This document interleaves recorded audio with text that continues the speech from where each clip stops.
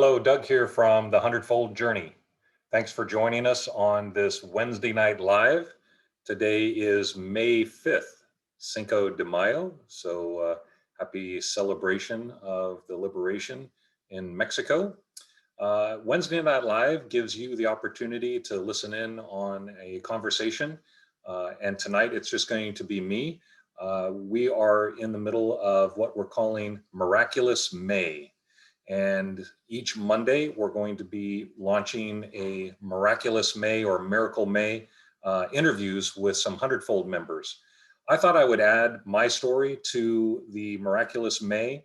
There's been a couple of there's one recent event and one that happened a couple of years ago that I view them as miraculous, and I think they kind of demonstrate um, how how this works, if you will, if I could use that term.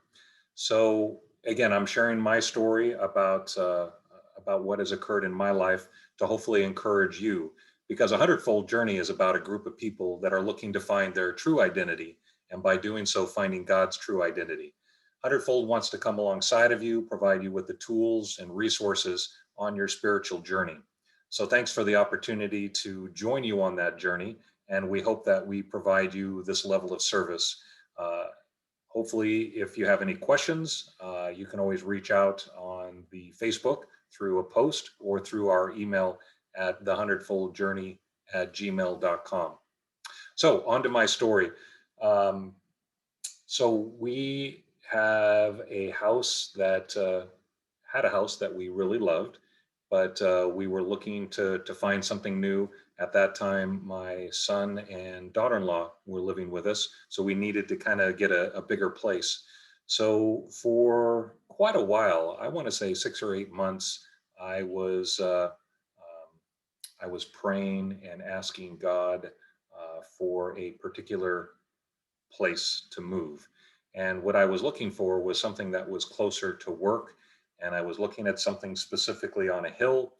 And I think maybe you're familiar with the dream boards, right? Where you get out some pictures and you've got some big words on there, and you visualize that as what you want. So I was doing all of that. And if you haven't done that, I would encourage you to do that, because where your energy goes, sorry, where your energy go, sorry, where your energy goes, where your focus goes, your energy goes. So if you're focusing on something, then your energy will go there. And the example I always like to use is if you just bought a new car, and let's just say that it's a minivan or something, or actually my daughter has a Mini Cooper. Then all of a sudden you see Mini Coopers everywhere, whereas before you didn't. And that's because you're driving one, and that's where your energy is. So where your energy goes, where your attention goes, the energy flows. So, anyways, just to encourage you to do that. Um, so I had in mind a visual of the place I was looking for, the house I was looking for. Again, it was on a hill. It had a view of the valley, and I was like all set that this was the house that I wanted. Um, so then we seriously started looking at houses, and we started looking at the price ranges in that direction, and they were a little steep, but I had my vision plan down. Um, and then all of a sudden, the house came up that was literally, I don't know, 3 miles away, if that. And it turned out to be a beautiful house. And this is the house that I'm in now. And it met, uh, you know, or exceeded my expectations. It's not on a hill with a view, but we've got some property, we've got some acreage, and it's a beautiful place. So my thing there is that even though I thought I knew what I wanted, it turned out I got something better. So Ephesians 3:20 says that God answers our prayers, and He does exceeding. He's able to answer those prayers and to do it exceedingly abundantly more than we think or ask. So this house is definitely exceedingly abundantly more than I thought. So again, I thought I knew what I wanted, but God knew what was best for me and also the rest of the family. And this house fit that bill perfectly, and it exceeded it. So just an example of a miracle, right? We got a house, and it exceeded our expectations. So I'll call that a miracle. Uh, the second one I'd like to share with you just recently occurred, and this is a miracle about helping. So to continue the story, my son and daughter-in-law ended up moving a year or two after we bought this place, and they actually moved up north. And so now we're trying to help them out, and we actually purchased a rental property in their location, and they're actually going to be renting from us. So on March 25th or 26th, I wrote down in again that dream journal, if you will, and I wrote down what I wanted to get them, and I was very specific. I wanted a 4-bedroom, 2-bath, near good schools, in a nice community, and near my son's work. And about a month later, we ended up getting that exact house. It's a 4-bedroom. It's actually on a really nice lot, a huge backyard. It's in a nice neighborhood. It is very close to schools and very close to my son's work. So it fit the bill perfectly. So I would call that a miracle.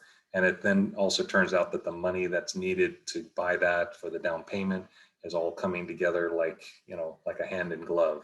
So those are a couple of miracles that really come to my mind that demonstrate that when you put your energy towards something, when you put your attention to something, and you intend what you want, our job is just to say the prayer, but it's not.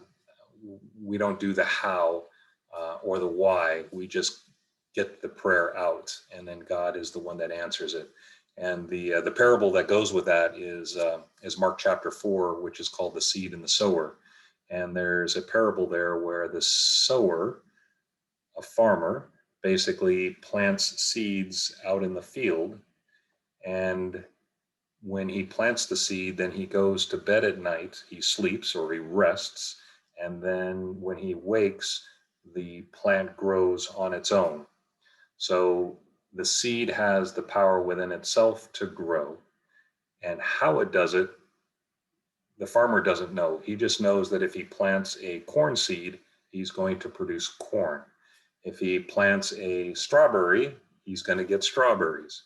If you plant a house, a 4-bedroom, 2-bath, near a school, near work, that was the seed that I planted. Then what I did is I wasn't worried, I wasn't anxious about it. I just knew that that was the seed that I planted. And then I rested. I wasn't anxious, I wasn't worried. I just rested in knowing that if there was a house like that out there, then it would come to me. I wouldn't have to go find it. So again, the analogy is the farmer resting, going to sleep, and the power is within the seed. The power is not within the farmer. The farmer can't make that seed grow and hold on to it tight, right? And then after it starts to grow, he waters it, and then it produces. But the seed produces it. The farmer is just helping it to grow, if you will, or bringing it along. But he's not causing it to grow because the power is within the seed. I hope that was an encouragement for you. That's all we really have for tonight, just something quick to share with you.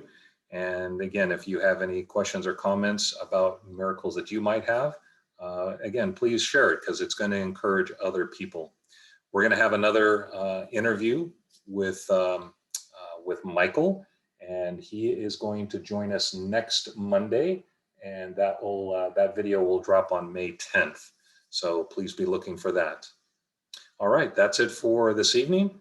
Thanks again for coming along, allowing us to come alongside of you, and bye for now.